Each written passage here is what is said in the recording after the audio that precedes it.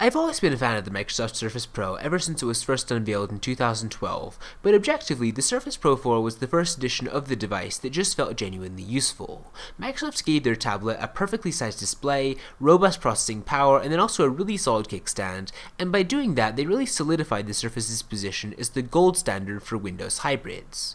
But now the big question is, what's next for the Surface Pro? Hey, what's up everyone, CT and Technology News here, and in this video, I'm going to be going over what to expect in the Surface Pro 5.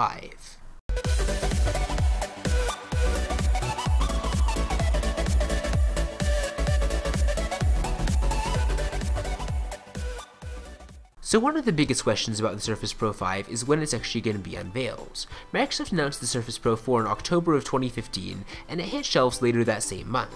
There have been a couple sketchy reports that Microsoft might bring out the next Surface Pro as early as this June, but that does feel pretty unlikely. Microsoft has pushed back a major Windows 10 upgrade to early 2017, and it would make sense that Microsoft might want to show off some new hardware at the same time they announce the new operating system to show off all the details as to what it can do.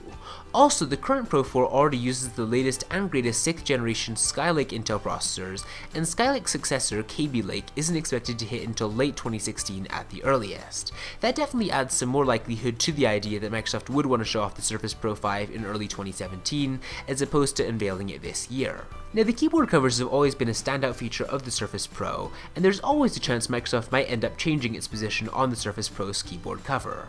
Though it's been traditionally sold separately for $129 in the United States, the keyboard cover is really an integral part of the experience, and it would just really make sense for Microsoft to include the keyboard cover in the box. It's possible that Microsoft could just roll it into the Surface Pro 5's base price as Samsung does with the competing Tab Pro S, but unfortunately that's probably not going to happen. The touchscreen stylus is included by default, and that got a nice upgrade with the current model, shifting from the Surface Pro 3's awkward plastic tether to the Pro 4's more elegant magnetic attachment. Now, in January, there was a report that Microsoft had filed a patent application for a rechargeable Surface Pen and dock, and according to that filing, the Surface Pen's AAA or button cell battery would be replaced by a rechargeable one. Speaking of connections, there's also a good chance we could be seeing a USB-C port added to the Pro 5, complementing the Pro 4's collection that includes a single USB 3.0 port, a micro SD card slot, an audio jack, and a mini display port for video.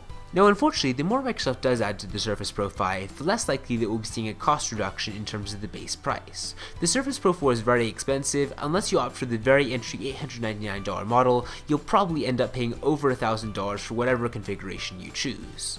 News Every Day has published a report that the Surface Pro 5's core will also start at $899, and then you can also get an Intel Core i7 model at $999, with an i7 Extreme version going for $1,599. Microsoft's cheaper tablet has been the non-Pro Surface all along, and the Surface 3 was last updated in April, so we could be seeing an update to that at the same time we see the Surface Pro 5. But with that said, give me your opinions on what you'd like to see in the Surface Pro 5 besides an updated version of Windows and some faster specs. Give this video a thumbs up if you enjoyed it, and I will see you next time.